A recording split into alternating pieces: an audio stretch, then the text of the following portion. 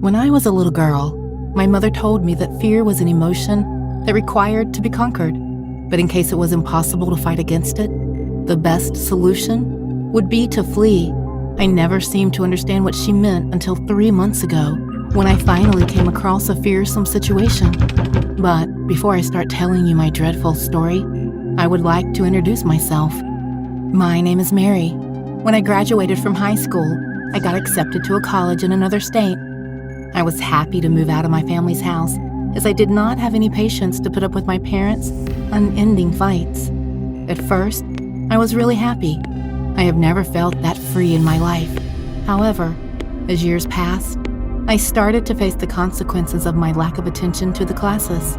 They warned me over and over again, and eventually kicked me out of the college due to the classes I kept failing. I never had the courage to tell my parents about it, because I was afraid that they would force me to live with them again, and that was something I did not desire.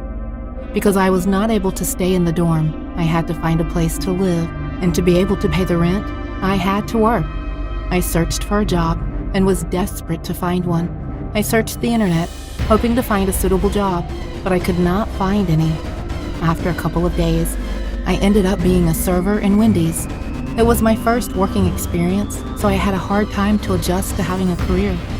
A couple of months passed, and I realized the fact that I got used to working there.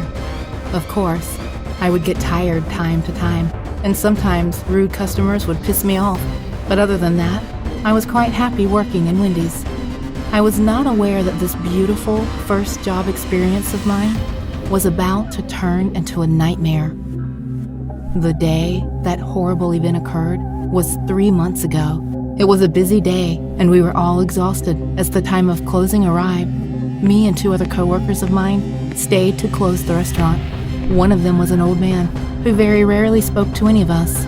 We did not know anything about him, but he would always gently smile and thank me whenever I helped him. His name was David, and that was actually all the information I had about him. The other one was Liam. He was an extremely thin man in his 30s. He had black bags under his eyes. His skin was dirty and pale. He smelt like a wet dog that had been living inside a trash bin. Even though he was not too wretched looking at him would still give me the creeps. He was a talkative person who enjoyed telling the same stories over and over again. As we were about to close the restaurant, Liam approached me and started to speak, as if I was eager to listen to one of his stories. A great sense of boredom filled my heart. I told him that I forgot to clean the bathrooms and walked away. Of course, it was an excuse to get away from him. I went inside the bathroom and started to wait. The bathroom did not need to be cleaned, as I had already done it a half an hour ago. But unfortunately, with Liam around, the bathroom was the only place I could find some peace. As I waited for 5 minutes, hoping that the others would finish their duties quickly so that I could go home as fast as I could, I heard footsteps coming towards the bathroom. The sound stopped, and I heard a knocking on the bathroom door. It was Liam. He told me that he was bored and that he wanted to speak with me. With a frustrated voice, I said, "I am busy. Why don't you go and talk with David?" He seemed to not understand or care about my frustration as he replied, "Everybody knows that David is not the chatty type. I tried talking with him, but got bored immediately. Also, I really enjoy having conversations with you." I sensed a sudden shift on his tone as he said the last sentence. His voice became unsettling. I did not respond. He started to talk about his life, but his speech topic quickly changed into a sexual life and how good was his performance in bed. While talking, I could hear his deep breathing sound. Obviously, I was disturbed by his speech, and I told him to leave me alone. With a devilish voice, he said, "I can show you how good I am in bed if you like me to." Once again, I screamed, "Leave me alone!" My voice echoed in the bathroom. After a couple of seconds, I started to hear banging sounds, as if he was trying to break open the door. Thankfully, I was smart enough to lock the door, but this insane man was still trying to open the door. I cried for help. I screamed as loud as I could, hoping that David might come to my aid. After a while, Liam managed to break the door, as he stood there right before me. He locked his eyes on my breasts and grinned.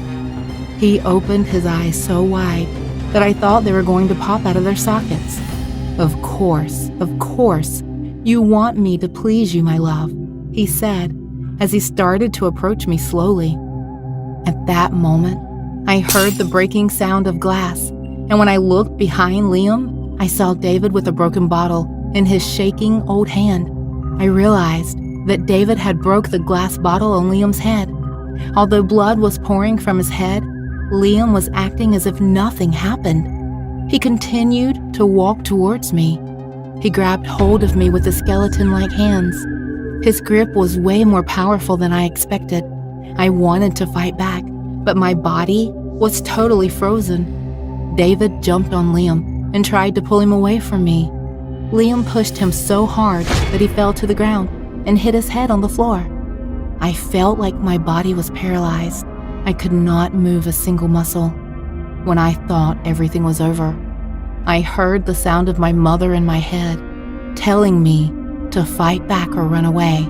Following the virtuous advice she gave me when I was a child, I found the strength to snap out of my paralyzed state. I pushed Liam back. He tried to grab me again, but I managed to run away from him. As I ran outside, I heard the police sirens. Seeing the blue and red lights shining as the police car arrived in front of the building, I felt a sense of relief. 2 officers rushed toward me. Still shook by the recent incident, tears burst out of my tired eyes. I cried and told them what happened. While I was telling them the story, one of them looked behind me and shouted, "He is running away!" They started to run, and I watched them chase Liam. I watched them as they disappeared into the darkness of the night. After a moment, I heard gunshots. The policemen came back and told me that they got him. Apparently, the police had to shoot Liam 9 times before he fell to the ground. I told them that David was lying inside, unconscious. They rushed inside and came out of the restaurant carrying David. "He seems to be okay," one of the officers said. They told me that after David heard my screaming, he called the police, and that was the reason they were able to arrive so quickly. I thanked David. I thanked the officers, and I asked them what they knew about Liam. They told me that, considering the way he resisted to the bullets, it was possible that Liam was under the influence of a substance. I resigned from my job at Wendy's the very next day. I called my parents and told them what happened. My father demanded me to return to them immediately.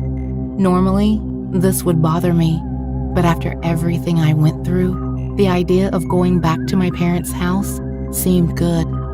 I do not know why Liam was acting that way, but according to the police investigation, it is likely that he was a drug addict with an unstable mind. Although I know he is dead, I still wake up at night, seeing him in my nightmares, approaching me and saying, "Of course, you want me to please you."